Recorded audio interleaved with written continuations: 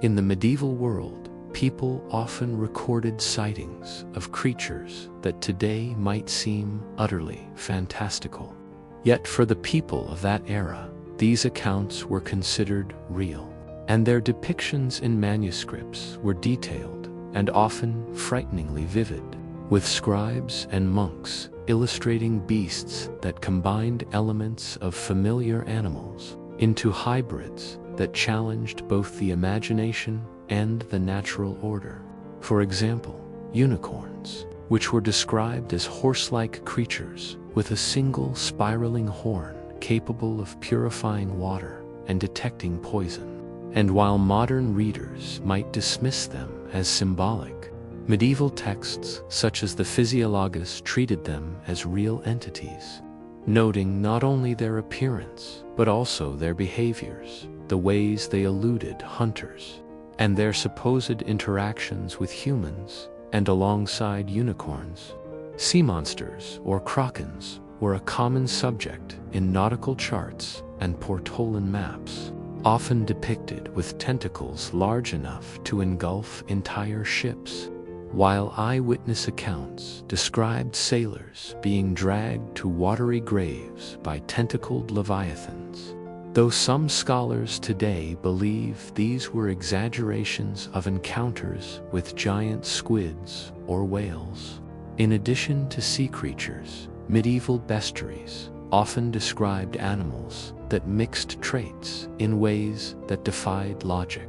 such as the manticore, a fearsome creature with the body of a lion, the face of a man, and a tail of venomous spikes, reputed to hunt humans in the Persian regions and beyond, and in European illustrations. Manticores were often accompanied by warnings to travelers and hunters. Alongside manticores were other hybrid animals, such as the basilisk, a reptilian beast born from a serpent's egg, incubated by a cockerel, with chroniclers claiming that even the reflection of the basilisk in a mirror could kill it, leading to elaborate medieval illustrations of people attempting to slay the creature with mirrors and indirect methods. And then there were cynocephaly dog-headed men, who were reportedly seen on the edges of the known world, described by travelers like John Mandeville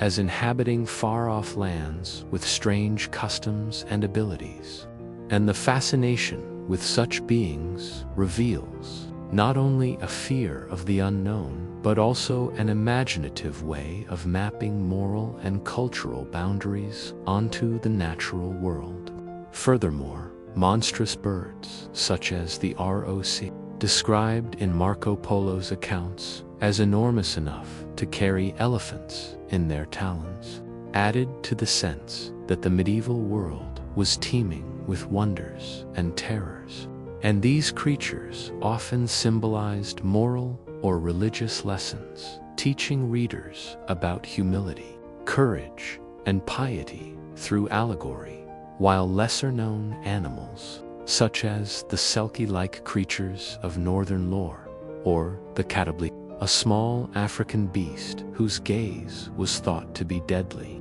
show that the medieval imagination was both wide-ranging and deeply symbolic. And even common animals were frequently exaggerated in manuscripts, with lions and elephants portrayed larger than life, wolves with unnatural cunning, and deer with almost magical grace. And the artistic representations themselves often included fantastical embellishments, with scales, wings, horns, and human-like expressions, emphasizing the blurring of observation, hearsay, and imagination in medieval natural history. Monks, scribes, and travelers relied on second-hand reports, mixing fact with interpretation, sometimes to entertain, sometimes to warn, and sometimes to teach religious lessons, so that a single page of a bestiary could combine fear and instruction in equal measure. And yet, despite their fantastical nature, Some creatures may have been based on real encounters with exotic animals brought back by traders or crusaders, such as lions, rhinoceroses, or giraffes, which were then exaggerated in retellings to fill in the gaps of knowledge about distant lands. And this mixture of truth, exaggeration, and imagination created a vivid tapestry of wildlife that fueled medieval curiosity, superstition, and wonder, ultimately reflecting the medieval mindset in which the natural and supernatural were intertwined, where every strange animal had a lesson, a danger, or a miracle attached to it. And through these manuscripts, we can glimpse not only the creatures themselves, but the medieval worldview in which humans, animals, and the divine were all interconnected in a mysterious, often terrifying cosmos. In medieval times, the line between reality and myth was often blurred, as ordinary animals became the seeds of fantastical legends through a combination of limited knowledge, oral storytelling, and imaginative interpretation, so that creatures that were entirely familiar to us today could appear to medieval people as utterly bizarre or terrifying. For instance, the narwhal, a relatively small Arctic whale with a long spiraled tusk, was interpreted in Europe as a unicorn horn, sold to kings and nobles at exorbitant prices, believed to have magical properties capable of detecting poison or curing disease, while elephants, which few Europeans had ever seen, were rendered in manuscripts with exaggerated features such as massive ears, overly curved trunks, and disproportionately large tusks, often depicted being ridden by tiny human figures or chained in impossible positions, emphasizing both the exoticism and the medieval tendency to conflate imagination with observation. And similar exaggerations occurred with lions, bears, and wolves, which were described as possessing unnatural strength or cunning, with wolves in particular portrayed in some chronicles as almost human in intelligence, capable of plotting attacks against villages or deceiving hunters. And yet other animals inspired more whimsical or moralized stories, such as the pelican, thought to wound its own breast to feed its young with its blood, symbolizing Christ's sacrifice, while the beaver, which in reality gnawed trees and dams, was described as biting off its own testicles to escape hunters, creating an image that was both bizarre and morally instructive. And beyond these moralized exaggerations, travelers' tales contributed heavily to the spread of myths as traders, crusaders, and explorers returned from distant lands with stories that combined observation, rumor, and imagination, such as Marco Polo's accounts of the giant ROC, an enormous bird capable of carrying off elephants, which may have been inspired by sightings of large eagles or ostriches, yet in retelling grew to mythic proportions. And similarly, creatures like the satyr or faun, human-animal hybrids, were sometimes attributed to regions at the edges of known maps, inspired perhaps by observations of strange tribal customs, the physical features of distant peoples, or even misinterpretations of apes, monkeys, or other primates unfamiliar to Europeans. And the medieval mind, with its penchant for allegory and moral lessons, was quick to blend the natural with the supernatural, so that real animals became carriers of symbolic meaning, warning of dangers, exemplifying virtues or vices, or embodying divine mysteries, while chroniclers, in recording these stories, often relied on hearsay, leading to a chain of embellishment where each retelling amplified the strangeness of the creatures, so that the fox, known for cunning and slyness, became the archetype of trickery in fables, while dragons, likely inspired by fossilized bones or misidentified crocodiles and monitor lizards, grew to enormous proportions with fire-breathing capabilities, wings, and scales that glinted like jewels in illuminated manuscripts. And in addition to exaggeration, the medieval penchant for curiosity and wonder led to the incorporation of real animals into mythic hybrids, such as griffins, which combined features of lions and eagles, thought to guard gold and precious treasures in far-off lands, or the hippocampus, part horse and part fish, depicted in marine charts and illustrations alongside ships and fantastical islands,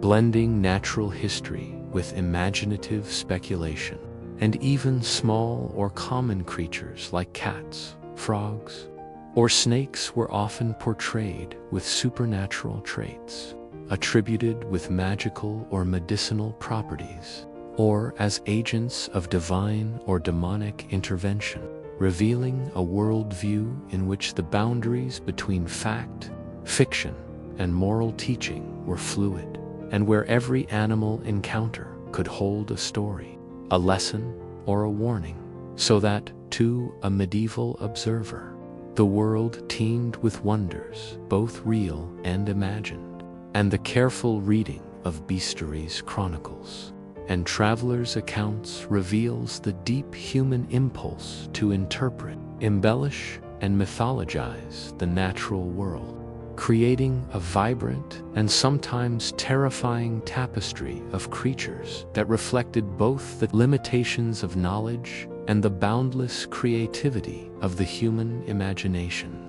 ultimately reminding us that the medieval fascination with animals was as much about morality, culture, and belief as it was about observation, and that even the most mundane creature could be transformed into a symbol of awe, fear, or inspiration in the collective consciousness of the time. Across medieval Europe and beyond, reports of strange creatures and monsters were not confined to manuscripts or the imaginations of monks and illustrators. Rather, they often came from the first-hand accounts of knights, peasants, travelers, and sailors who claimed to have encountered beings that defied explanation. And these narratives, whether recorded in chronicles, letters, or oral histories, were taken seriously by their audiences, shaping perceptions of the natural world, social behavior, and divine influence. For example, knights returning from campaigns in the Holy Land often spoke of giant serpents or lions with supernatural strength guarding treasure or sacred sites, with some chroniclers reporting that these beasts could speak or recognize human nobility, while peasants in remote villages described encounters with forest-dwelling creatures such as werewolves, trolls, or hairy wild men whose appearance and behavior were interpreted as omens or punishments from God. And the seafaring population contributed a rich tapestry of maritime monsters, with sailors telling tales of enormous sea serpents, monstrous squids, and ghostly ships manned by skeletal crews, with the accounts often including precise measurements of the beasts, details of their attacks on vessels, and illustrations showing them entwined around ships or dragging men into the depths. While in inland Europe, reports of strange birds, such as the giant ROC or flamingo-like creatures with magical properties, appeared in some observers claiming these birds could snatch children from open fields or devastate livestock, and other chroniclers described encounters with hybrid creatures, such as the manticore, with lions' bodies and human faces, prowling forests and deserts, capable of cunning attacks and fearsome roars, which were sometimes corroborated by multiple witnesses in different regions, adding credibility to the legend. And beyond these large and threatening beings, medieval accounts included smaller yet equally strange creatures, such as talking animals, enchanted fish, or even rabbits with horns, each described with meticulous detail, often accompanied by advice on how to avoid danger or capture the creature, blending practical observation with superstition.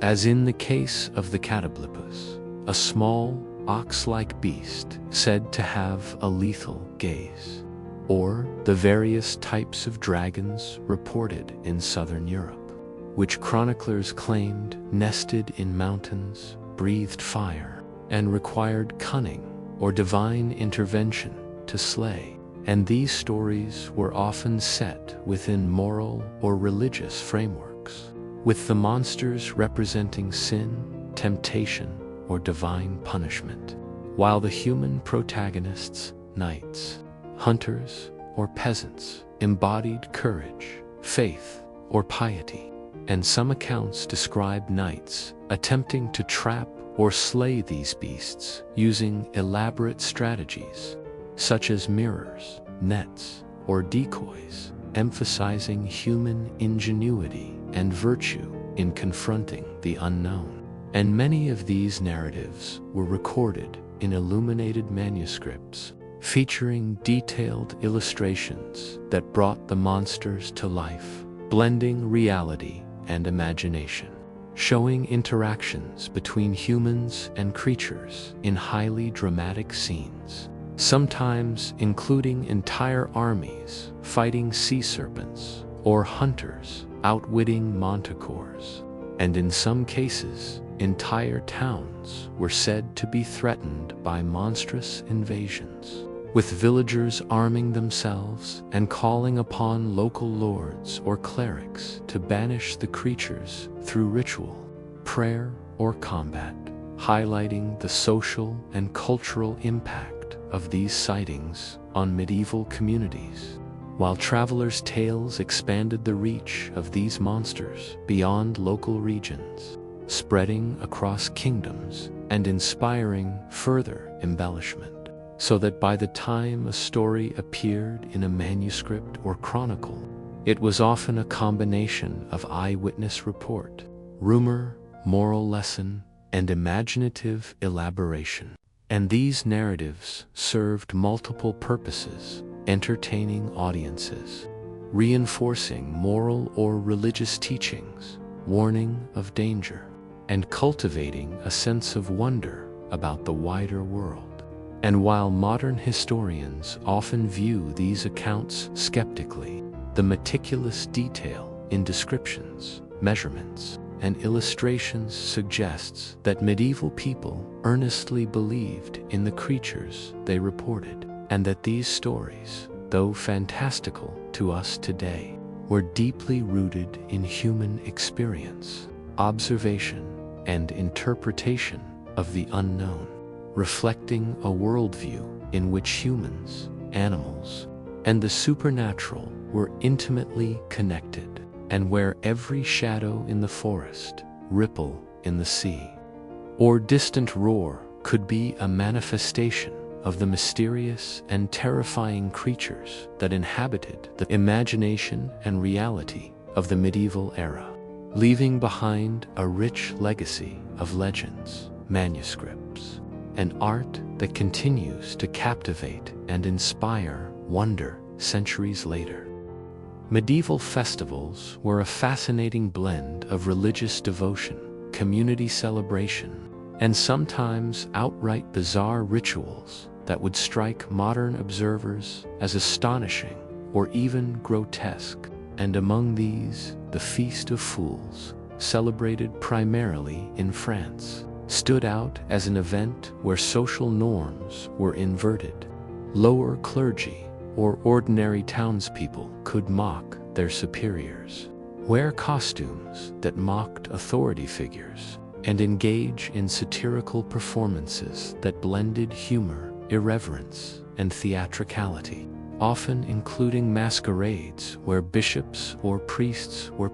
and public ceremonies where participants crowned a mock bishop or pope, demonstrating a temporary subversion of hierarchy, while officially condemned by church authorities, persisted in various forms for centuries, while in other regions, local festivals incorporated rituals that modern viewers might consider macabre, such as dancing with corpses or skeleton effigies, a practice rooted in the danse macabre tradition, which illustrated the universality of death, where villagers would process with representations of the dead, often engaging in mock dances or ceremonies that served both as entertainment and as a stark moral lesson about mortality. And these rituals were sometimes accompanied by music, theatrical reenactments, and elaborate costumes that amplified the spectacle, blending reverence with a fascination for the grotesque. In addition to these, certain harvest festivals and seasonal celebrations involved bizarre competitions and acts of physical endurance that bordered on the absurd or dangerous, such as throwing flaming objects, mock battles, or tests of strength that drew the entire community together in spectacle and rivalry. While carnival-like events preceding Lent allowed participants to indulge in excess, dress in exaggerated costumes, and participate in performances that mocked societal norms and human foibles. And other local traditions included rituals that seem stranger still, like the ritual of hobby horsing in England, where villagers would dress as fantastical animals or mythical beasts, process through the town, and perform dances, sometimes accompanied by mock fights or ceremonial challenges that mirrored the battle between order and chaos. While in Eastern Europe, festivals often incorporated processions with masks and symbolic characters representing spirits, demons, or deceased ancestors, blending folklore, superstition, and communal celebration in ways that were visually striking and culturally meaningful. And even religious observances could take on unusual forms, such as the medieval practice of blessing animals on St. Anthony's Day, where livestock were paraded, decorated, and sometimes dressed in miniature costumes, reflecting both reverence for divine protection and the human desire to anthropomorphize and celebrate the natural world. Furthermore, some festivals involve symbolic acts of punishment or penance performed publicly, such as mock executions, the whipping of effigies, or ritual humiliation, designed to instruct or entertain the audience while reinforcing moral or religious lessons. And in coastal or riverine communities, celebrations could include floating processions, the staging of mock naval battles, or the creation of temporary structures on water that participants would use for games or performances, blending spectacle, danger, and creativity. And certain feasts, like the Feast of the Ass, commemorating biblical stories with theatrical pageantry, involved participants dressing as animals, enacting scenes of religious significance, and engaging the crowd with music, dancing, and sometimes shocking behavior that blurred the lines between sacred and profane. And overall, these festivals reflect the medieval appetite for theatricality, moral instruction, and communal engagement. creating an environment where the ordinary rules of society were temporarily suspended, allowing creativity, mischief, and imagination to flourish. And while some festivals were condemned or curtailed by authorities for fear of excess or sacrilege, their persistence in manuscripts, chronicles, and local memory demonstrates the human desire to celebrate, to teach, and to experience the extraordinary, revealing a world in which public performance, ritual, and spectacle were intertwined with faith, social hierarchy, and cultural identity, and where even the most bizarre or macabre elements of a festival served to strengthen communal bonds, transmit moral lessons, and transform ordinary life into a vivid, theatrical, and memorable experience, ultimately providing modern observers with a window into the imagination, humor, and social dynamics of medieval communities, showing that even in a world often perceived as dark or austere, people found ways to create joy, astonishment, and reflection through ritualized. Medieval festivals were often more than just religious observances or communal celebrations. They were also arenas for competitions and games that could range from the highly organized and skillful to the utterly bizarre and whimsical. And nowhere was this more evident than in the tournaments and town games that dotted the medieval calendar, for instance. Jousting tournaments were not only tests of martial prowess, but also spectacles filled with unusual rules, pageantry, and local quirks, where knights would sometimes compete while wearing heavy armor that was intentionally decorated with fantastical motifs, including dragons, unicorns, or allegorical symbols. And the rules of these tournaments could vary widely, with some contests emphasizing not the defeat of the opponent, but the accuracy of hitting specific targets, collecting points for breaking lances on particular areas, or even performing choreographed maneuvers that entertained spectators as much as they tested combat skills.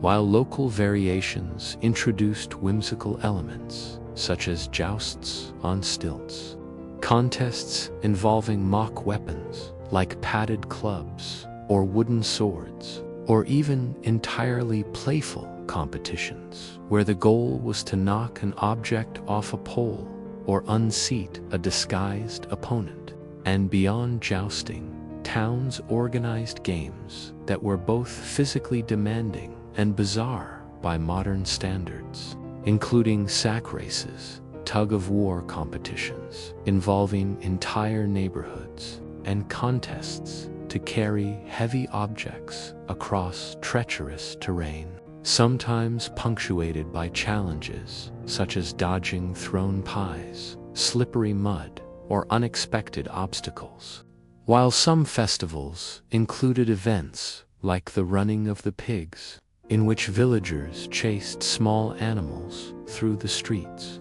and others staged mock naval battles on rivers or ponds, using miniature boats or temporary floating platforms to simulate combat, adding both spectacle and risk to the festivities. In addition to these physical contests, medieval games often incorporated elements of chance, deception, or strategy, such as competitions where participants had to guess the contents of mysterious containers, solve riddles, or navigate mazes with hidden surprises, blending intellectual challenge with entertainment. And in some regions, festivals included symbolic or allegorical competitions, where participants reenacted biblical stories, historical events, or local legends, often dressing as saints, demons, or fantastical creatures,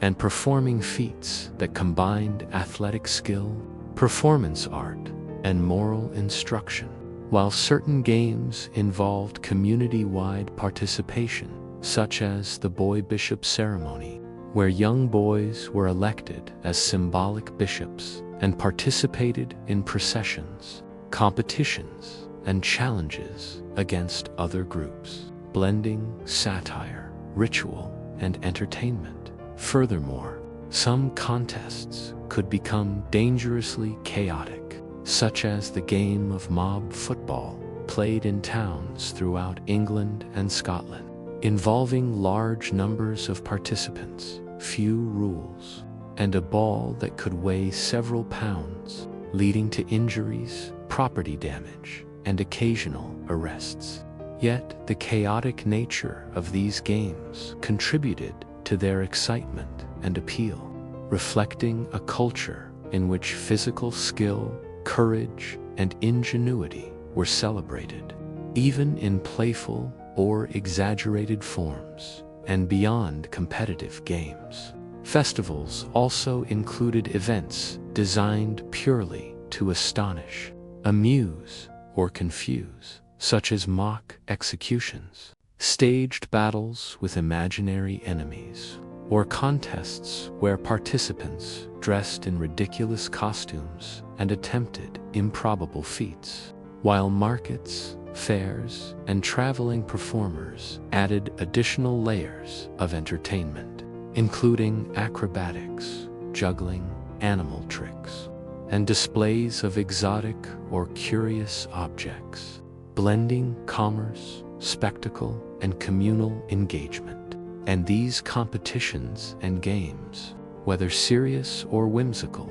served multiple purposes, from showcasing local pride and skill to reinforcing social hierarchies, promoting cooperation and teaching moral or practical lessons, while also providing a sanctioned outlet for mischief, rivalry, and exuberance, so that a single festival could encompass a complex mixture of sport, theater, ritual, and carnival, reflecting the creativity, humor, and resourcefulness of medieval communities. And through these contests, people not only entertained themselves, but also reaffirmed their place within a shared cultural framework, navigating rules, danger, and the unexpected with courage and ingenuity, leaving behind rich accounts, illustrations, and folklore that capture the imagination of modern observers, reminding us that medieval life, far from being monotonous or purely austere, was full of energy, invention, and the human desire to test limits, challenge authority, and experience wonder in a communal, performative, and often delightfully strange way, showing that even the simplest game could become a spectacle, a lesson, and a story to be remembered for generations. In addition to festivals and competitions, medieval celebrations were deeply influenced by superstition, folklore, and a pervasive belief in the supernatural, which shaped not only the activities themselves, but also the way communities perceived and interacted with the world around them. For instance, many seasonal festivals incorporated rituals designed to appease spirits, ward off evil, or ensure good fortune, such as hanging protective charms, burning fires to cleanse fields, or performing dances around sacred stones, while the timing of certain celebrations was carefully aligned with lunar phases, solstices, or religious calendars, reflecting a belief that celestial movements could influence earthly events. And these practices were often intertwined with local legends about spirits, fairies, or ghosts that were thought to wander the countryside during particular times of year, so that participants might wear masks, carry talismans, or engage in symbolic actions to protect themselves from harm. And the belief in witchcraft and magical influence also permeated festival life, leading to customs such as carrying iron tools, herbs, or amulets to prevent curses. While some communities staged mock exorcisms or rituals in which supposed witches or malevolent spirits were symbolically expelled, blending entertainment with moral instruction and social reinforcement. And superstition could also dictate the behavior of participants, such as avoiding certain foods, refraining from speaking specific words, or following elaborate processional routes to prevent misfortune. While failures to adhere to these practices were believed to bring calamity upon households or the village at large, reinforcing the importance of ritual correctness and communal vigilance. Furthermore, animals often played a central role in superstitious practices during festivals, with livestock being adorned, blessed, or paraded to ensure fertility, health, or protection, while particular birds, insects, or other creatures were considered omens, their presence or behavior interpreted as messages from the divine or from malevolent forces. And even everyday objects could acquire symbolic meaning, such as coins, ribbons, or ceremonial garments, which were believed to carry protective or beneficial properties if used correctly during rituals. And in some regions, water, fire, and earth were incorporated into festival activities in ways that symbolized purification, fertility, and divine favor, such as throwing water on crops to encourage growth, dancing around bonfires to ward off evil spirits, or scattering seeds as part of symbolic fertility rites. While the intersection of superstition and spectacle often produced visually striking events, where masked dancers, animal processions, fire displays, and theatrical reenactments combined to create experiences that were both inspiring and imbued with deeper meaning. And some festivals became known for particularly unusual superstitious practices, such as climbing trees to avoid witches, carrying sacred relics through the streets to prevent plagues, or performing elaborate incantations and blessings before beginning communal dances or games, reflecting the deep integration of belief, performance, and communal cohesion. And chroniclers, priests, and local leaders often documented these events not merely as entertainment, but as reflections of the moral and spiritual health of the community, noting successes, mishaps, and the proper performance of rituals. While in some cases, festivals served as opportunities to publicly negotiate social norms, address grievances, or display loyalty to local rulers or religious authorities, blending superstition with social and political function. And over time, these practices, whether intended to protect, teach, or amuse, created a rich cultural tapestry in which the extraordinary, the humorous, and the terrifying coexisted, allowing participants to engage with the unknown, confront fears, and celebrate communal identity through ritualized experience, while also reinforcing a worldview in which the spiritual, the natural, and the human realms were closely intertwined. And the legacy of these superstitions can still be traced in surviving manuscripts, illustrations, and folklore, which vividly capture the creativity, fear, joy,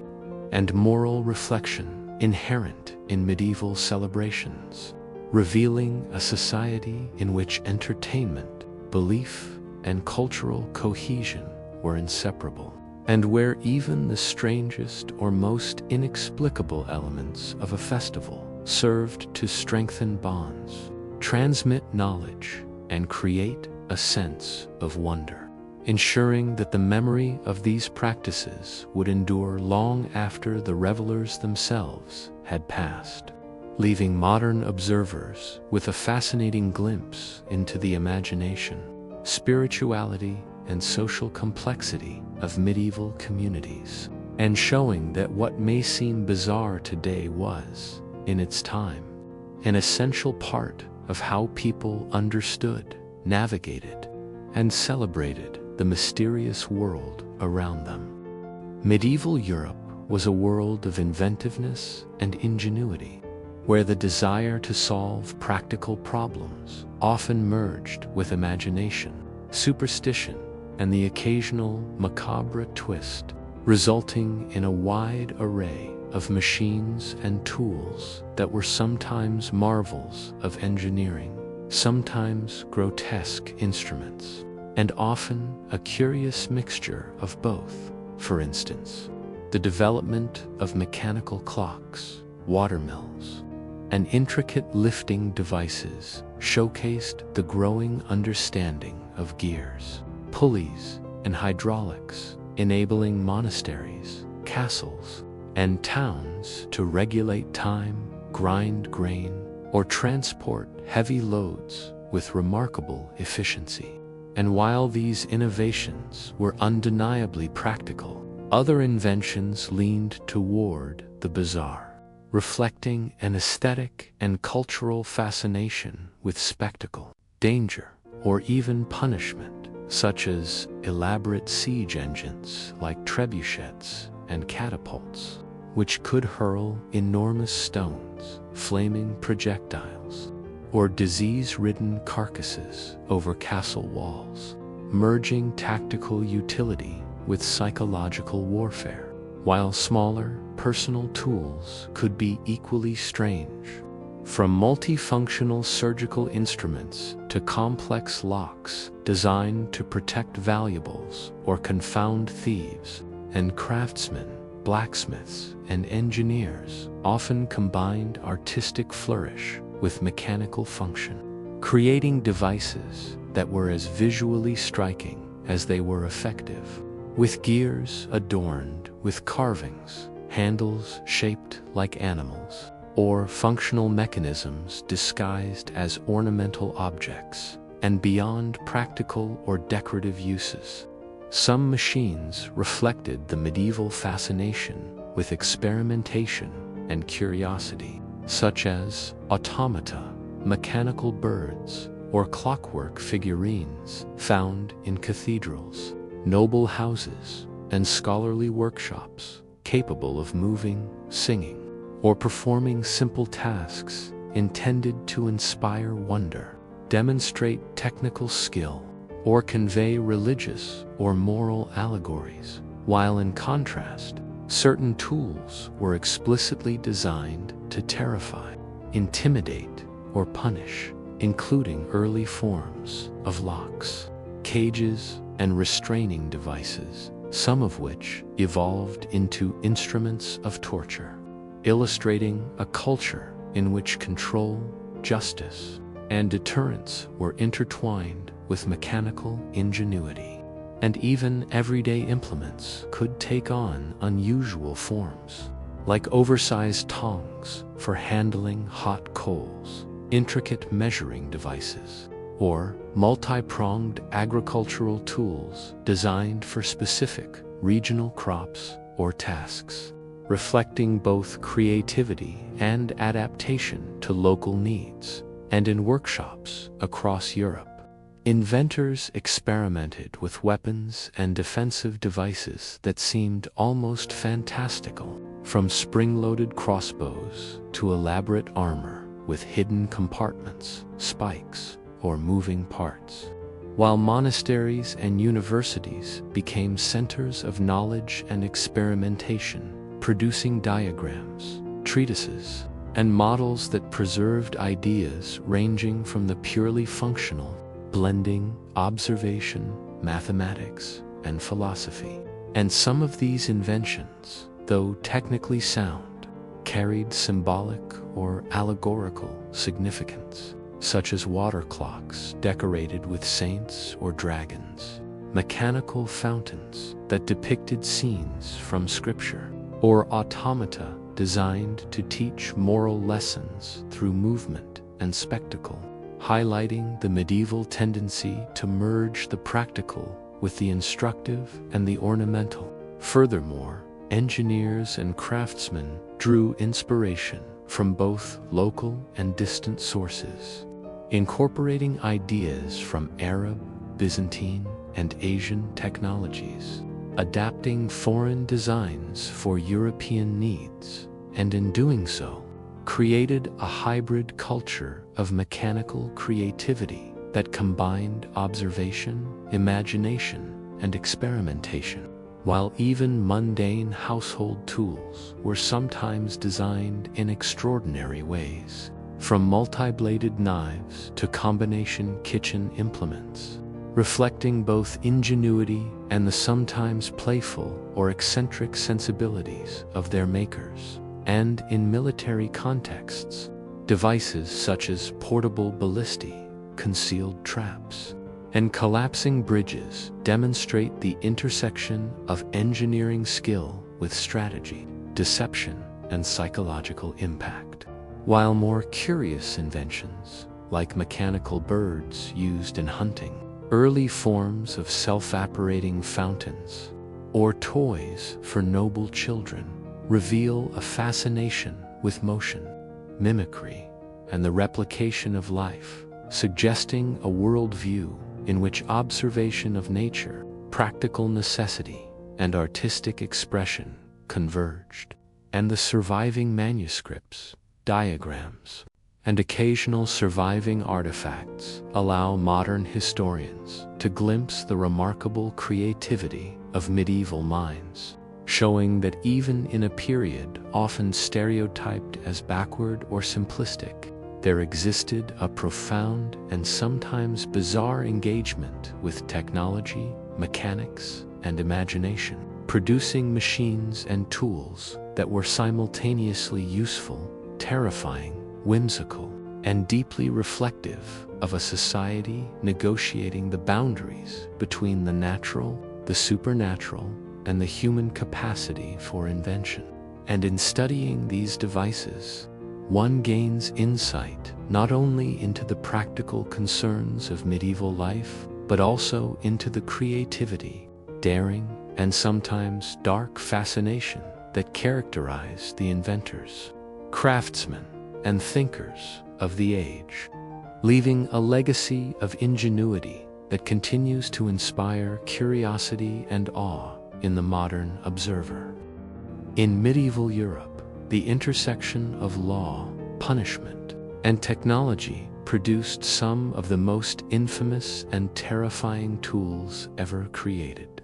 As authorities sought to enforce justice, extract confessions, and instill fear, resulting in an array of devices that were as ingenious in their mechanics as they were horrifying in their purpose. And among the most notorious of these was the rack, a device designed to stretch the human body painfully, often leaving victims with dislocated joints, torn muscles, and enduring trauma, used primarily to coerce confessions from accused criminals, heretics, or political prisoners, while the Iron Maiden, often misunderstood in modern popular culture, was another instrument of dread, a human-sized coffin lined with spikes, into which a victim could be enclosed, symbolizing both physical torment and the inescapable moral consequences of sin.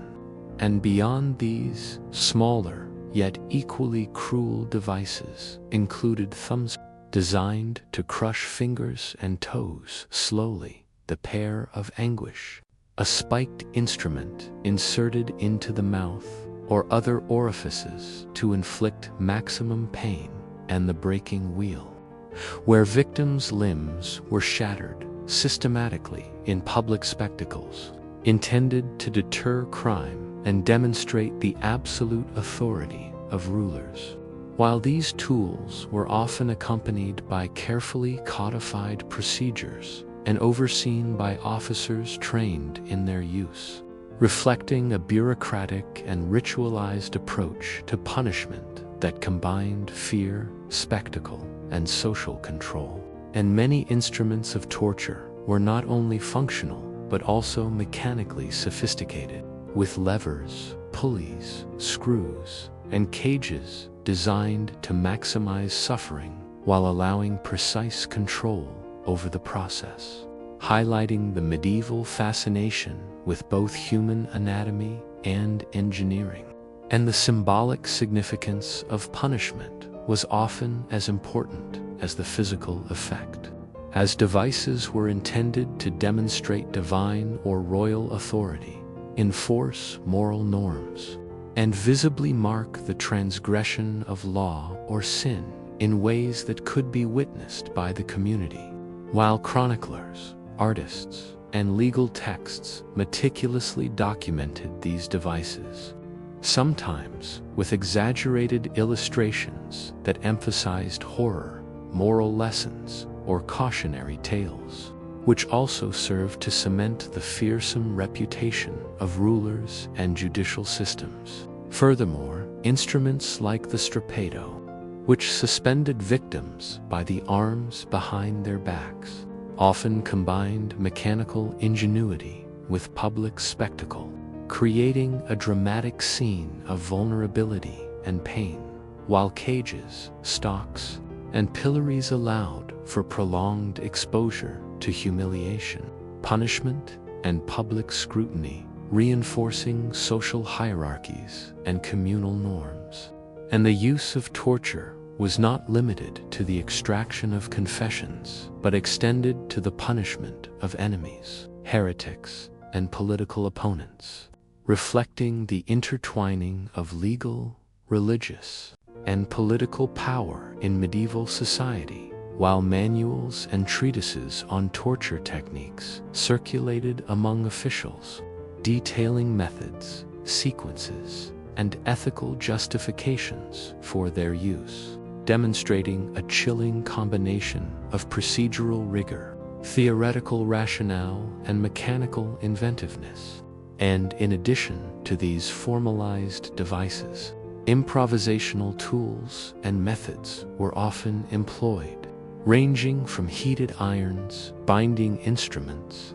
and sharpened stakes to elaborate contraptions designed for maximum psychological terror, combining elements of engineering, theatricality, and cruelty. While public executions, which often incorporated torture devices, were highly ritualized events, attended by citizens, nobility, and officials, blending entertainment, fear, and moral instruction. And the presence of such tools in castles, dungeons, and judicial chambers underscored the pervasive role of control and surveillance in maintaining order, while at the same time reflecting a broader cultural preoccupation with suffering, morality, and the human body. And despite their horror,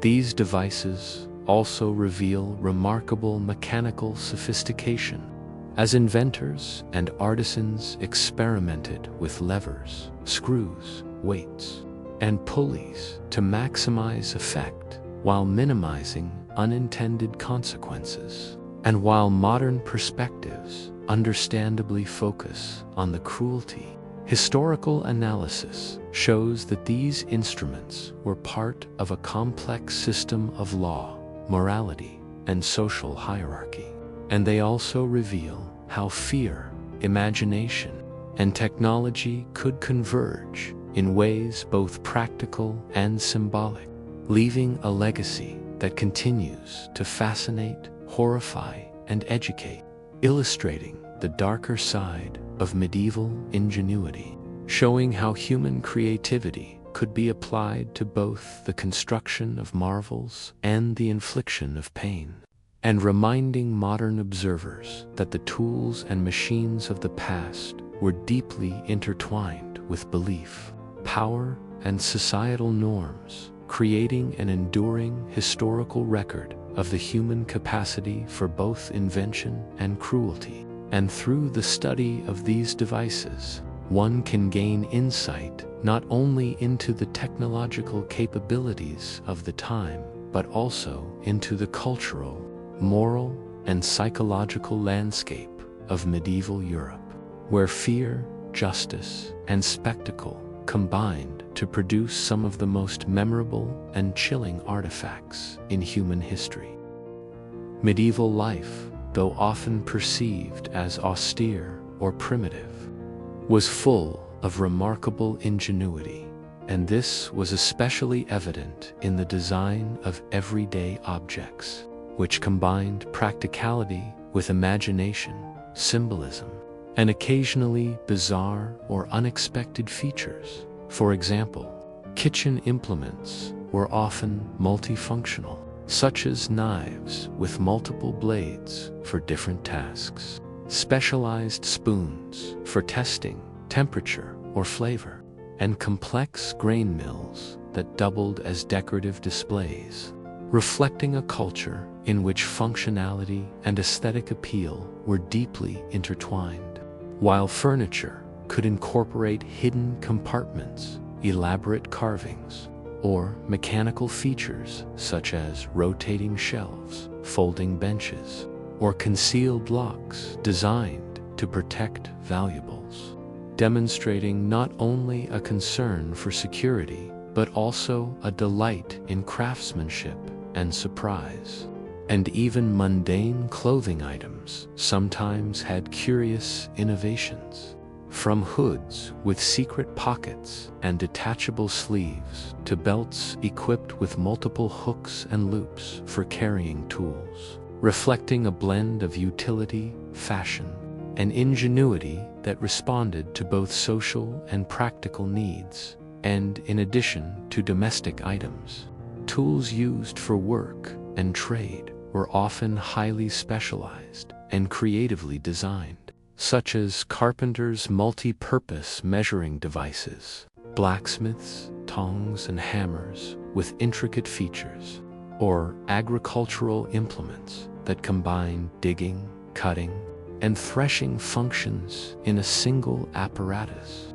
While some objects were designed with symbolic or ritual significance, such as elaborately decorated chalices, candle holders, or reliquaries that incorporated hidden compartments, movable parts, or intricate mechanical elements, serving both devotional and aesthetic purposes. And this fascination with mechanical cleverness extended even to toys and games, with miniature automata, movable figurines, and puzzles designed to entertain, educate, and astonish, reflecting a belief in the instructive potential of play, while clocks, sundials, and early astronomical devices demonstrated a sophisticated understanding of timekeeping and celestial observation,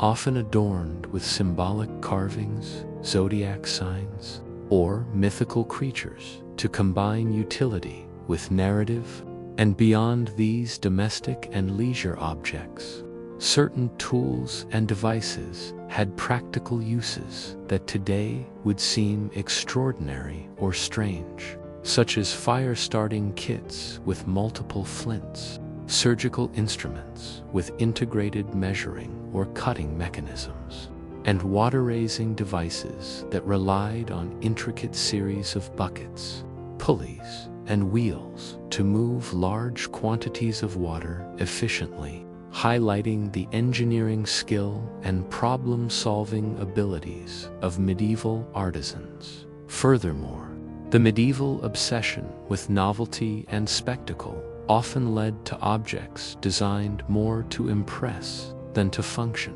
such as mechanical fountains, animated religious icons, or elaborate musical instruments with moving parts, which demonstrated both wealth and technical sophistication. While in the realm of personal protection, armor and weapons sometimes incorporated hidden spikes, articulated joints, or concealed compartments, blending practical defense with surprise, intimidation, and technical ingenuity. And even everyday items like walking sticks, belts, and boxes could be modified to serve multiple functions, from carrying hidden weapons to revealing secret messages, illustrating a culture in which adaptability, cleverness, and layered meaning were highly valued. And in some cases, objects combined multiple domains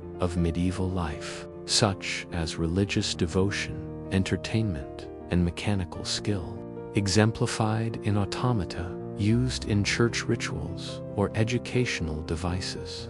designed to teach moral lessons through movement and interactivity. And the surviving examples of these items, whether in museums, manuscripts, or archaeological finds, reveal a remarkable creativity, attention to detail, and willingness to experiment that challenges modern assumptions about medieval simplicity, showing that even the most ordinary objects were opportunities for innovation, aesthetic expression, and sometimes playful eccentricity. And these designs reflect a worldview in which function, beauty, and meaning were inseparable, encouraging both practical problem-solving and imaginative thinking, while also demonstrating how artisans, engineers, and everyday users applied observation, skill, and creativity to enhance their daily lives,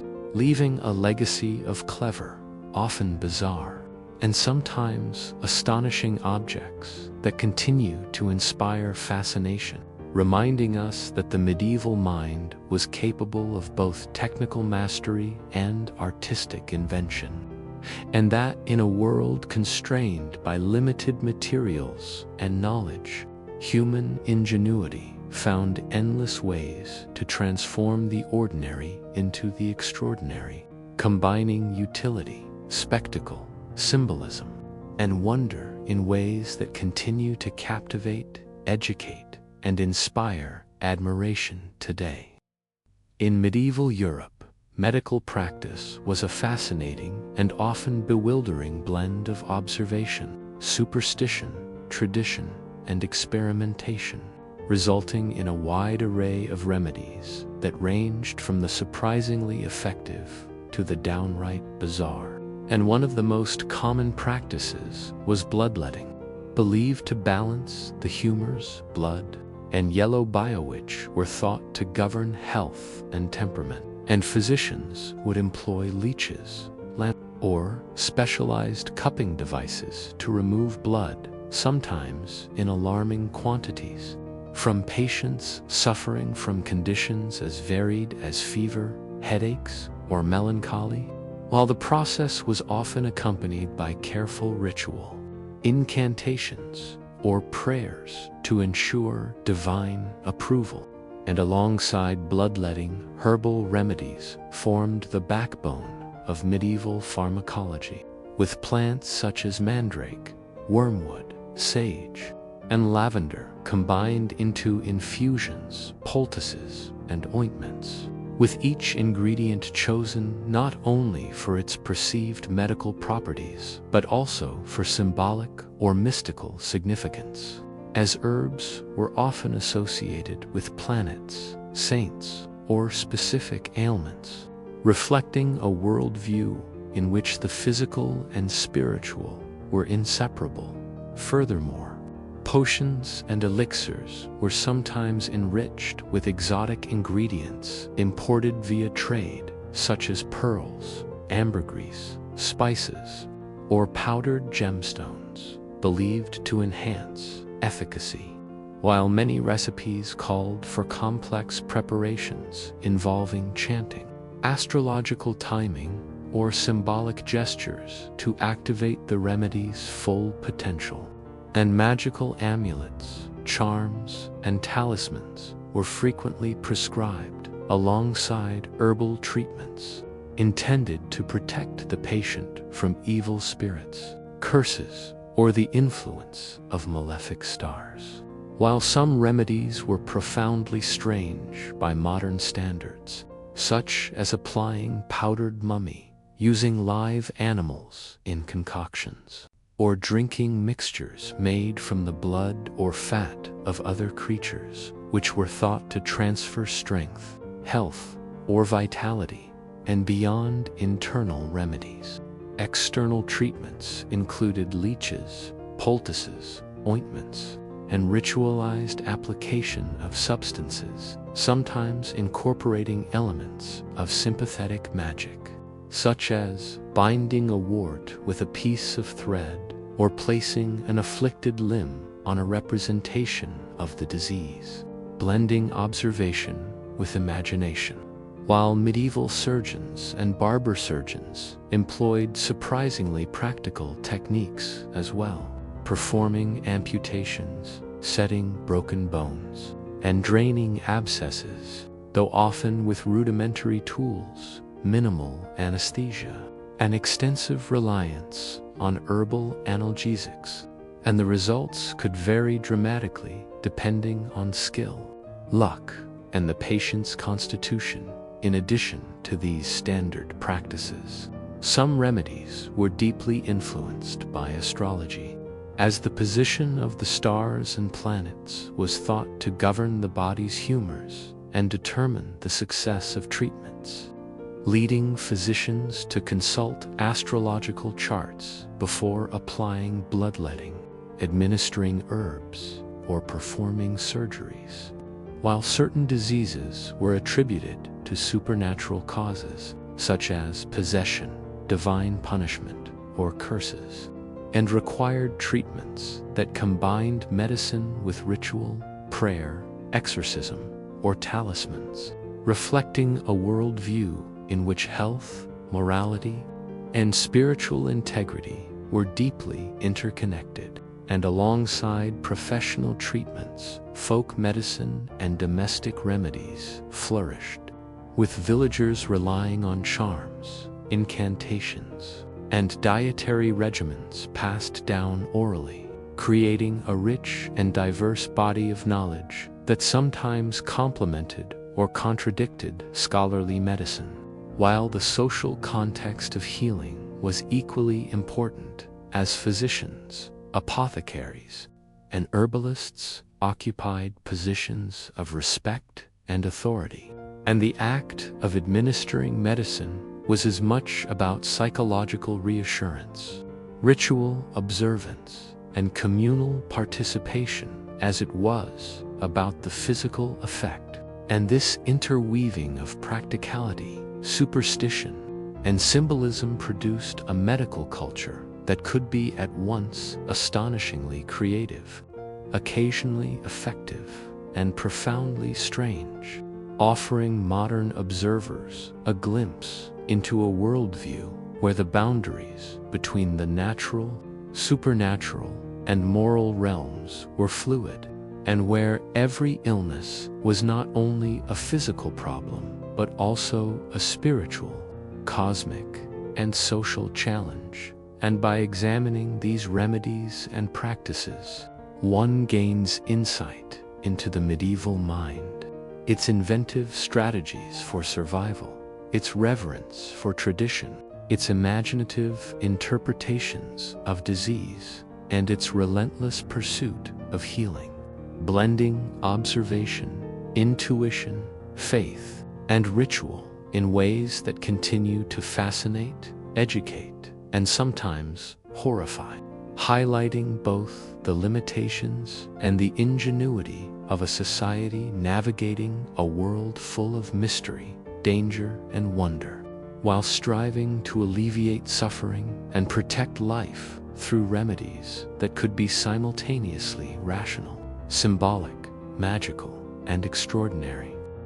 Medieval medicine often relied on treatments that to modern eyes appear both shocking and bewildering, combining practical observation with superstition, ritual, and sometimes outright fear. And one of the most infamous of these methods was the use of leeches for bloodletting. employed to balance the body's humors and treat everything from fevers to headaches, with physicians carefully calculating the number of leeches, the location on the body, and the timing according to astrological charts, while patients were often accompanied by prayers or charms intended to protect against supernatural interference or divine punishment. And beyond leeches, poultices made from herbs, animal fats, honey, and even excrement were applied to wounds or infections, relying on a combination of perceived medicinal properties, sympathetic magic, and empirical observation. While some remedies included animal parts in ways that were both symbolic and literal, such as powdered mummies, dried bats, crushed snakes, or parts of toads and frogs believed to transfer strength, heal disease, or counteract poisons, and in extreme cases, live animals were incorporated directly into treatments, such as placing live frogs on swollen joints to draw out inflammation, or using live eels in magical healing rituals, blending empirical observation with ritualized performance in ways that were simultaneously practical, terrifying, and mystical, and beyond animals. Minerals and metals were extensively used, including powdered silver, gold, mercury, and arsenic, often combined with herbs and liquids to create complex potions. While the preparation and administration of these substances required careful ritual, precise measurement, and sometimes invocation of divine or magical authority to ensure efficacy. And some treatments were explicitly designed to manipulate the mind as well as the body, such as the use of colored liquids, scented oils, or musical instruments to influence temperament. Calm nerves or drive out melancholy, reflecting a medieval understanding of health as a combination of physical, emotional, and spiritual balance, while ritual washing, anointing, and laying on of hands were integrated with herbal and chemical treatments to maximize effect, creating a holistic, if sometimes dangerous, approach to medicine. And certain maladies were attributed to supernatural causes, including possession, curses, or divine punishment, requiring treatments that combined exorcism, prayer, and protective charms alongside physical remedies, while apothecaries and physicians often documented elaborate recipes blending observation, tradition, and imagination, creating manuals and books that survive as both medical and historical records, revealing the extraordinary creativity, resourcefulness, and sometimes desperate measures employed to preserve life. And in addition to formal medical practice, folk remedies flourished in villages and towns, with midwives, herbalists, and lay healers employing charms, songs, poultices, and symbolic acts to address a wide range of ailments, from childbirth complications to infections, sometimes using methods that were harmless, sometimes effective, and sometimes risky or harmful. While these practices often reflected a deep understanding of local plants, animal products, and minerals, combined with the symbolic associations and moral beliefs of the community, and the integration of superstition, observation, and ritual produced a medical culture in which the line between science, magic, and religion was fluid, and where treatments could be simultaneously practical, symbolic, entertaining, and horrifying, as in the use of excrement, animal fat, or animal parts combined with prayer, music, or astrological timing, reflecting a worldview in which the human body, The spiritual world and cosmic forces were intimately connected, and even the act of administering medicine was performative, ritualized, and designed to reassure, awe, or intimidate. While chroniclers and scholars documented these practices with meticulous detail, sometimes exaggerating their strangeness, sometimes recording them faithfully, preserving for posterity a vivid record of the medieval approach to health, healing, and the unknown. And through these bizarre treatments, modern observers gain insight into the ingenuity, belief systems, and experimental spirit of the period, revealing a society constantly negotiating between empirical observation, superstition, and the desire to influence forces both seen and unseen, and highlighting the medieval drive to control illness and mortality through any means available, from the rational to the mystical, leaving behind a legacy of both remarkable creativity and alarming strangeness that continues to fascinate, educate, and horrify today, demonstrating that medieval medicine was as much about imagination, ritual, and symbolic action as it was about physical intervention, and that even in an era of limited scientific knowledge, practitioners sought every possible avenue to preserve life, alleviate suffering, and maintain the balance between body, mind, and spirit in a world full of mystery, danger, and wonder. In medieval Europe, medicine and supernatural belief were deeply intertwined, creating a healing culture in which magical practices, prayer, and spiritual intervention were considered as essential as herbal remedies or surgical procedures. And in many cases, ailments were understood not merely as physical disorders, but as the result of divine punishment, demonic influence, or imbalance in the cosmic and spiritual realms, leading physicians, clerics, and lay healers alike to incorporate rituals, charms, and prayers into their treatments. For instance, patients were often instructed to wear amulets inscribed with sacred texts, carry talismans blessed by clergy, or recite specific prayers at precise times, while water, oil, or relics might be used to anoint the sick, cleanse wounds, or protect against malevolent forces. And such practices were not merely symbolic, but were believed to activate divine or cosmic power that could influence the course of illness. And in monasteries, hospitals, and parish clinics, prayer was central to treatment, with monks and nuns combining the preparation of herbal remedies with chanting,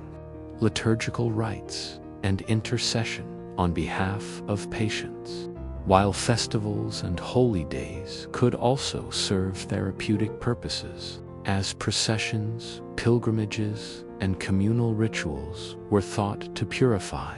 heal, and align the body with divine favor, and certain saints were particularly associated with healing, with relics, shrines, and pilgrimages to sacred sites, providing both spiritual comfort. In many accounts, observable cures, while miraculous interventions were chronicled in hagiographic manuscripts and letters, blending testimony, faith, and communal memory to reinforce belief in supernatural medicine. Furthermore, astrology played a crucial role in determining when treatments should be applied, with physicians consulting celestial charts to decide the best times for bloodletting, administering potions, or performing rituals, as specific planetary alignments were thought to govern different parts of the body and influence the effectiveness of remedies, and charms and incantations were often combined with herbal or animal-based treatments. creating multi-layered therapies that addressed the physical, spiritual, and cosmic dimensions of disease simultaneously. While in domestic settings, household remedies included spoken spells, magical symbols drawn on walls, and ritual gestures alongside practical measures, showing that belief in magic and prayer permeated all levels of society. And some communities developed highly elaborate systems of protective and curative magic, including the use of figurines, written prayers, enchanted water, or consecrated objects, while other practices relied on sympathetic magic, such as binding representations of disease, manipulating images of the body, or using items believed to have symbolic resonance with the ailment. And even food and drink were imbued with spiritual or magical significance, with specific meals, herbs, or beverages consumed at particular times to ensure protection, healing, or purification. And chroniclers often documented these practices in detail, noting both successful cures and failures, providing a rich historical record of the integration of science, magic, and religion. And while modern perspectives may dismiss such methods as superstition, in the context of medieval thought, these treatments were logical, evidence-based within their framework, and often psychologically reassuring to patients and their families. Furthermore, the blending of ritual, prayer, and medicine had profound social and cultural functions, strengthening communal bonds, reinforcing moral and religious norms, and giving sufferers a sense of agency in a world full of disease, uncertainty, and spiritual peril.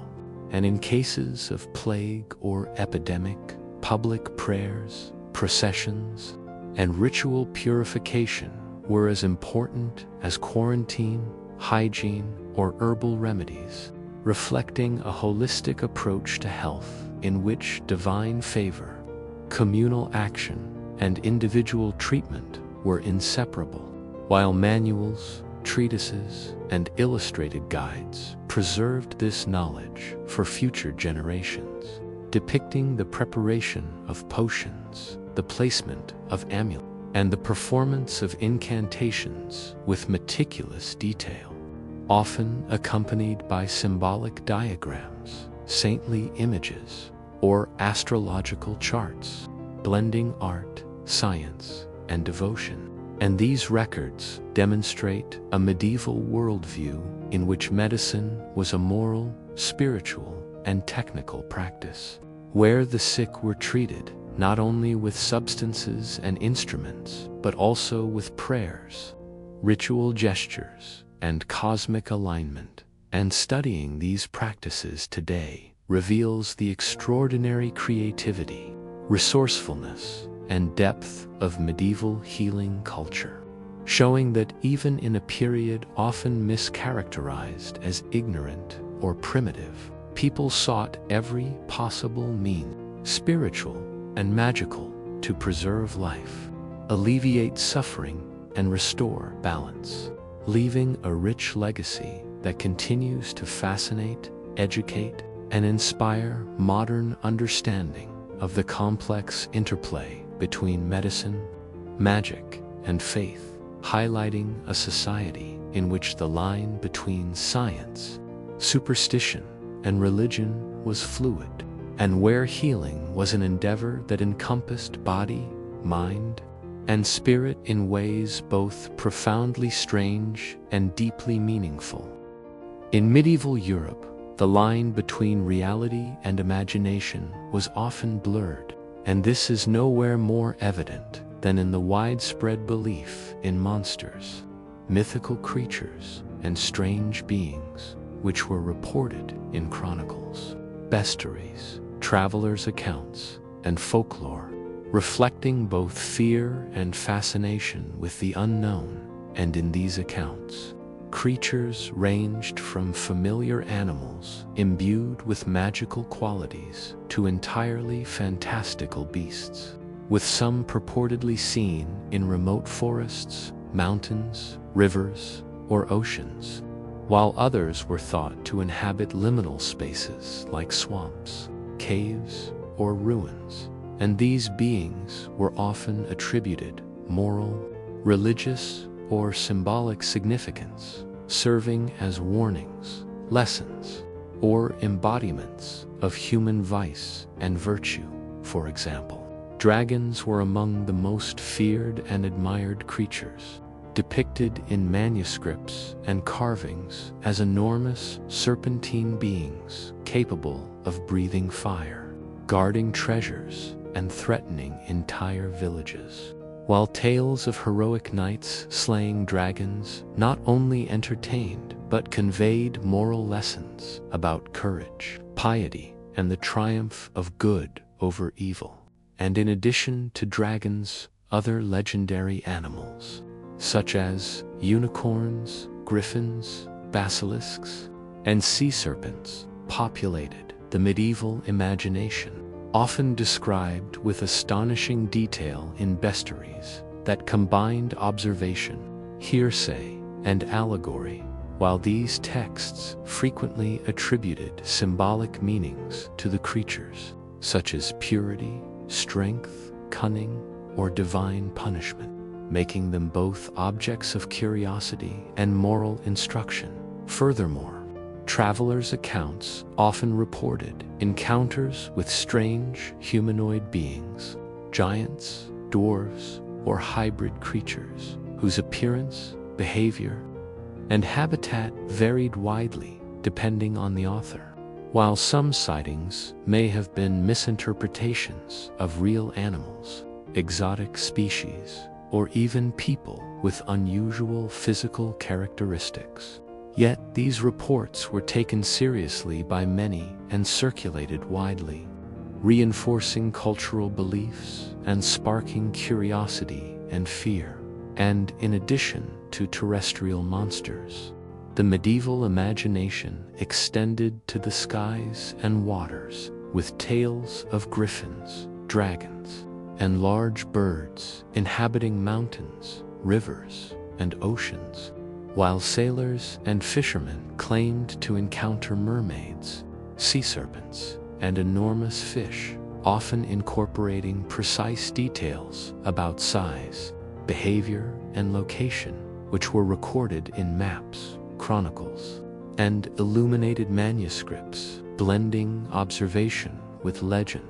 And monsters were also embedded in religious and moral frameworks, with some creatures thought to be manifestations of sin, demons, or divine punishment, while others symbolized virtue, protection, or miraculous intervention. And public displays, art, and literature often depicted these beings in vivid detail, from church carvings warning against vice through grotesque, hybrid creatures to tapestries celebrating legendary hunts or mythical victories. And beyond the symbolic, monsters played a role in shaping human behavior,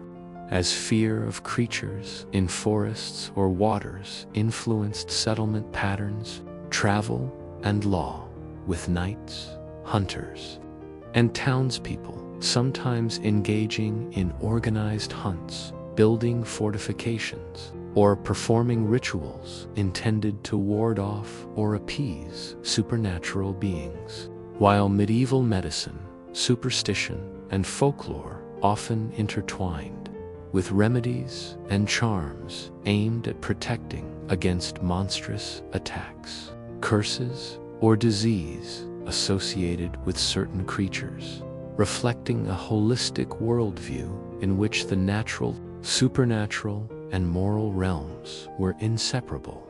And some sightings were recorded alongside geographic and natural observations, leading to early forms of natural history and cryptozoology, blending curiosity, scientific inquiry, and storytelling. while scholars, monks, and travelers often debated the veracity of these accounts, creating a rich literary culture of skepticism, acceptance, and imaginative elaboration. And even in urban settings, monsters appeared in art, literature, and theater, reminding audiences of dangers, moral lessons, or the marvels of creation. While popular imagination filled the gaps left by limited travel, incomplete knowledge, and the mystery of the natural world, producing a complex tapestry of reports, illustrations, and legends that were both entertaining and instructive. And in studying these accounts today, one gains insight into the fears, values, and creativity of medieval societies, seeing how humans interpreted the unknown, sought to teach moral lessons, and indulged in the fascination with the strange and the marvelous. And through these beliefs in monsters and mythical creatures, medieval people navigated a world filled with danger, wonder, and moral significance, leaving behind a legacy of stories, images, and cultural artifacts that continue to captivate modern imagination, illustrating that the medieval mind was at once cautious, imaginative, and deeply engaged with the mysteries of nature, the supernatural and human experience, and that even the strangest creatures served as mirrors reflecting human hopes, fears, and understanding of the world around them, inspiring awe, caution, and curiosity across generations, and ensuring that tales of dragons, unicorns, sea serpents, and humanoid hybrids would endure in literature, art, and folklore long after the original witnesses had passed, forming a bridge between the observed and the imagined, the known and the unknown, the real and the fantastical. Medieval Europe was a world where the living and the supernatural were believed to coexist closely, and this belief manifested in widespread reports of haunted places, ghostly apparitions, and unexplained phenomena, which were recorded in chronicles, legal records, and folklore, reflecting both fear and fascination with the unknown. And in castles, monasteries, churches, and village houses, spirits were said to linger due to unresolved sins, violent deaths, or unfulfilled duties, with stories of restless monks, wandering knights, murdered nobles, and tragic peasants serving as moral lessons, entertainment, or warnings. While the phenomena were often attributed to divine punishment, demonic influence, or the unsettled souls of the deceased,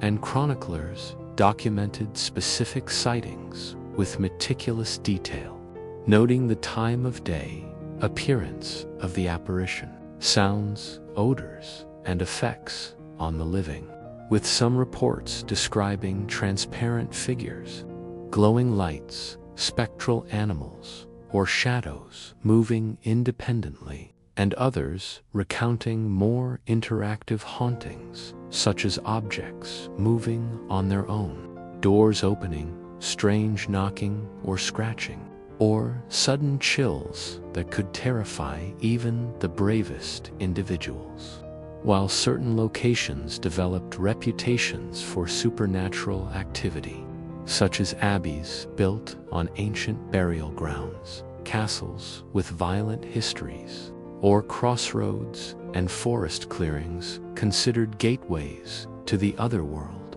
And these haunted sites often attracted both fear and curiosity, with locals performing rituals, prayers, or offerings to appease spirits, while travelers were warned to avoid dangerous areas after dark, reflecting a society in which belief in ghosts had practical as well as moral implications. And in addition to domestic and religious locations, roads, rivers, and forests were said to be haunted by spectral figures, phantom armies, or monstrous creatures influencing travel routes, settlement patterns, and local behavior, while annual festivals, saint days, and vigil observances often incorporated rituals to protect against restless spirits or malevolent forces, blending communal religious practice with superstition and social cohesion. Furthermore, ghosts were not always seen as purely malevolent. In some traditions, they were messengers, protectors, or sources of wisdom, appearing to warn the living of danger, reveal hidden truths, or provide guidance. While certain saints, relics, or holy sites were thought to attract protective spirits, offering both spiritual and psychological comfort to the community. And the visual culture of the period reflected these beliefs, with illuminated manuscripts, carvings, frescoes, and tapestries depicting spectral figures, skeletal warriors, and allegorical representations of death and the afterlife. While literature and folklore expanded on eyewitness accounts, creating rich narratives that blended fact, moral instruction, and imaginative elaboration. And some hauntings were so notorious that legal documents or ecclesiastical records addressed them, prescribing prayers, exorcisms, or the relocation of graves, demonstrating the institutional acknowledgement of supernatural phenomena. While physicians, priests, and wise women sometimes intervened in cases of possession or haunting, employing rituals, charms, or holy water alongside moral exhortation to restore order, and ghost stories also functioned as social tools, reinforcing moral norms, warning against sinful behavior, or promoting obedience to authority, as spirits were frequently described punishing those who transgressed societal, religious, or ethical rules. And the fear of haunting affected architecture as well, with defensive structures, enclosed courtyards, fortified bridges, and church walls designed to ward off evil or contain restless spirits, while mirrors, windows, and thresholds were often treated with ritual significance to prevent the entry of malevolent forces. And folklore provided guidance on safe behavior, such as avoiding certain hours, performing prayers before travel, or carrying protective objects. While festivals and communal gatherings included rituals to honor the dead and appease wandering spirits, blending celebration, remembrance, and caution. And chroniclers often included ghostly accounts alongside reports of natural phenomena, disease, or political events, creating a layered historical record in which the mundane and the supernatural coexisted, illustrating a worldview in which reality and the unseen were interwoven, and where belief in ghosts shaped behavior, culture, and imagination, fostering a rich tradition of storytelling, art, and ritual that endured across generations, while also reflecting deep human concerns about mortality, justice, and the afterlife. And these tales, images, and records allow modern observers to understand not only the fears of medieval people, but also their creativity, moral reasoning, and social cohesion, demonstrating that ghosts were not merely objects of terror, but central figures in a cultural framework that explained the unknown, reinforced norms, and explored the boundaries between life, death, and the spiritual realm. And through these haunted sites and ghostly narratives, medieval communities navigated a world of uncertainty with ritual, imagination, and moral guidance, leaving a legacy that continues to inspire fascination, literature, art, and scholarly inquiry, showing that fear, curiosity, and creativity were inextricably linked in the medieval experience of the supernatural. By the late Middle Ages, the fascination with monsters, mythical creatures, and ghostly phenomena had become deeply embedded in European culture, influencing art, literature, moral instruction, and social behavior. As the accounts of dragons, unicorns, basilisks, giants, and spectral apparitions were not merely entertaining stories, but vehicles for understanding morality, human psychology, and the natural world. And these beliefs were reinforced by the proliferation of bestiaries, illuminated manuscripts, and chronicles, which combined observation, hearsay, allegory, and religious interpretation to create rich visual and textual records of the strange and the wondrous, while artists, scribes, and storytellers often exaggerated or stylized creatures to convey lessons or inspire awe, with dragons guarding treasure symbolizing greed and temptation, unicorns representing purity and divine favor, and ghosts warning of unresolved sins or divine justice and beyond symbolic meaning. Many reported sightings of creatures and spirits influenced practical behavior as people avoided dangerous forests, swamps, or rivers, fortified homes, carried charms, and followed ritualized practices to ensure protection, while travelers' tales and monastic chronicles served to transmit knowledge of both natural and supernatural threats, blending empirical observation with imaginative interpretation. Furthermore, the blending of myth and reality can be seen in maps and geographical records, which sometimes marked regions as inhabited by fantastical beasts, reflecting both fear of the unknown and curiosity about distant lands, while medieval fairs, festivals, and public performances often dramatized monsters and heroic encounters, turning stories of danger into communal entertainment, education, and moral reflection. And the study of monsters extended into the natural world as well, as exotic animals brought back from distant lands were sometimes described inaccurately or fantastically, such as elephants, giraffes, or crocodiles, which were interpreted through the lens of myth, creating a seamless integration of fact, fiction, and moral allegory. And in addition to visual and textual depictions, monsters and hauntings shaped social and religious practices, influencing pilgrimage routes, protective rituals, and devotional behavior,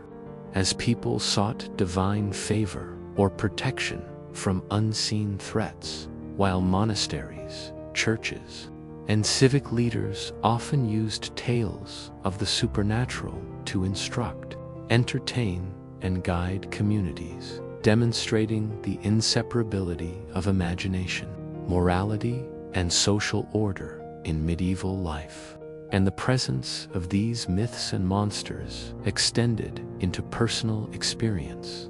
as children's games, household charms, and local legends transmitted knowledge and values, preparing individuals to navigate a world perceived as filled with both natural hazards and supernatural forces, while cautionary tales of spectral apparitions or monstrous attacks served to teach obedience, bravery, and vigilance, blending entertainment with instruction. And these beliefs also influenced technological and architectural practices, as defensive structures, fortified bridges, and watchtowers were designed to protect against human and monstrous threats alike, reflecting a worldview in which the extraordinary could have practical consequences. While in literature and poetry, monsters symbolized both internal and external challenges, representing sin, temptation, fear, and the unknown. And the recurrence of these motifs across regions demonstrates a shared cultural language that connected disparate communities through common stories and visual symbols. And the fascination with monsters and the strange also fueled curiosity, scientific inquiry, and natural philosophy. As scholars, travelers, and collectors sought to reconcile observed phenomena with legendary accounts, preserving descriptions, drawings, and specimens in manuscripts and cabinets of curiosity, thereby laying early foundations for modern zoology, ethnography, and the study of folklore, while the interplay of fear, wonder, and observation encouraged both caution and creativity, inspiring innovation in art, engineering, medicine, and storytelling. And the enduring legacy of these beliefs is visible in surviving tapestries, carvings, chronicles, and folklore, which reveal a society deeply engaged with the unknown, the moral universe, and the limits of human understanding, illustrating that medieval life was characterized by a dynamic negotiation between the real and the imagined, the natural and supernatural, and the observed and the symbolic. And by studying these monsters, myths, and ghostly accounts, modern observers gain insight into medieval psychology, values, social structures, and imagination, seeing how fear, curiosity, morality, and creativity combined to shape not only stories, but entire communities, influencing behavior, art, education, and cultural identity. And ultimately, the medieval obsession with the strange and the supernatural underscores the human desire to understand, explain, and navigate a world that was at once dangerous, mysterious, and full of wonder, leaving a legacy of fascination, moral reflection, artistic expression, and imaginative exploration that continues to captivate the modern imagination, illustrating that the monsters of the past were not merely figments of fear, but essential components of a worldview that sought to reconcile the seen and unseen, the known and unknown, the mundane and the marvelous, in a coherent cultural and moral framework.